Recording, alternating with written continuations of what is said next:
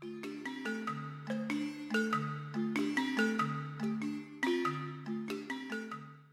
les enfants et bonjour les parents, voici une nouvelle journée qui commence. Et cette fois-ci, je vais m'occuper plus spécifiquement des grands, mais aussi mes moyens, parce que mes moyens ils sont vraiment très très forts.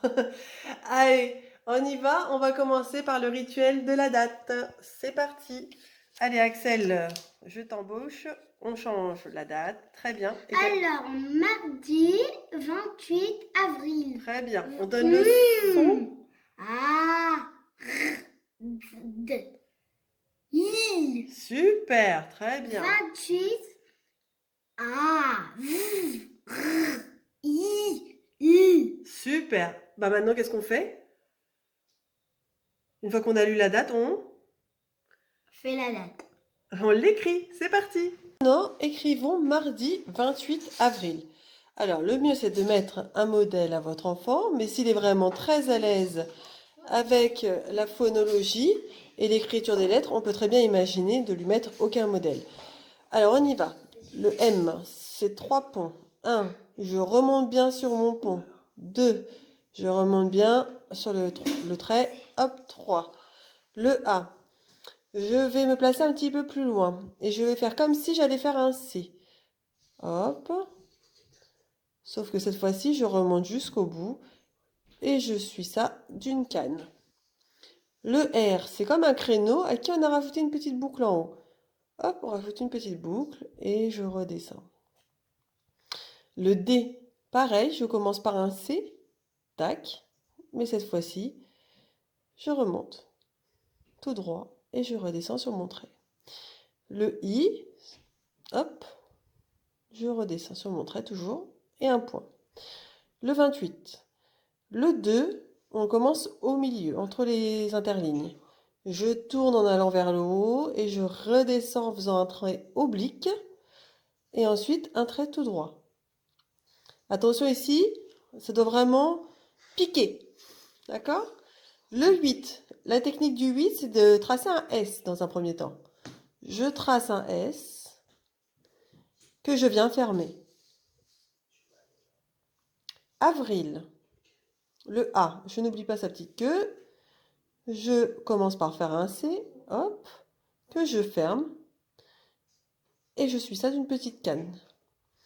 Le V, c'est une vague. Hop. Arrivé en haut, petite boucle.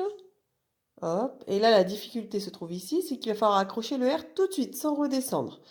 Donc pour cela, je remonte un tout petit peu, je refais une petite boucle. Je vais tout droit et pouf, je redescends. Le I, hop. Un point. Et enfin le L, d'où l'intérêt d'avoir travaillé sur les belles boucles. Je monte penché, j'arrive sur la ligne en haut, je vais vers la gauche et je redescends tout droit. Et voilà, mardi 28 avril, à vous de jouer. Une fois que votre enfant a lu la date, donné les sons des mots de la date et a écrit la date, maintenant il est temps de passer aux élèves. Et donc on va demander à l'enfant de compter le nombre d'élèves. Alors ici, moi j'ai des Legos, mais peut-être qu'à la maison, vous allez plutôt avoir des pâtes, des cubes, des graines, que sais-je.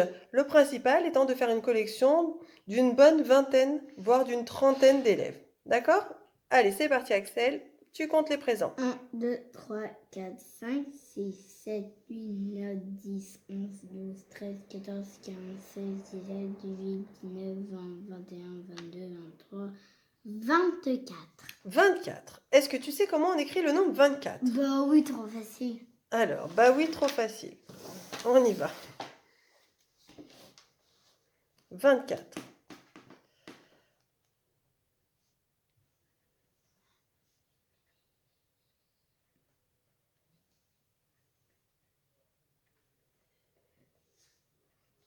Très bien.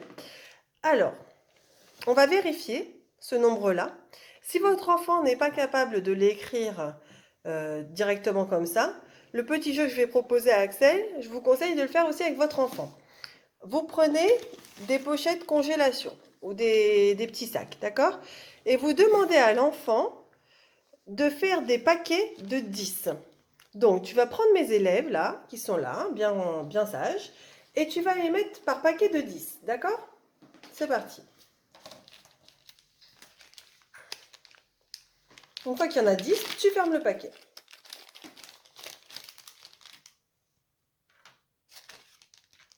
On n'entend rien. 1, 2, 3, 4, 5, 6, 7, 8, 9, 10. Ok, on ferme le paquet. Ok. Est-ce que tu peux encore faire un autre paquet de 10?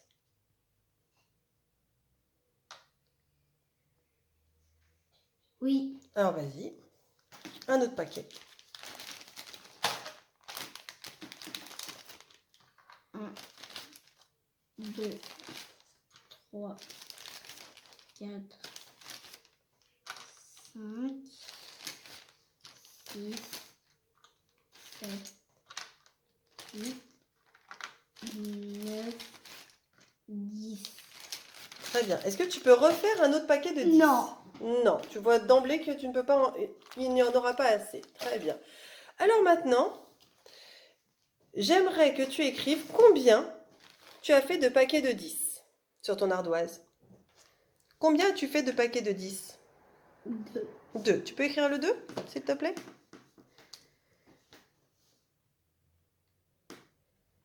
Et combien te reste-t-il d'élèves tout seul? 4. 4.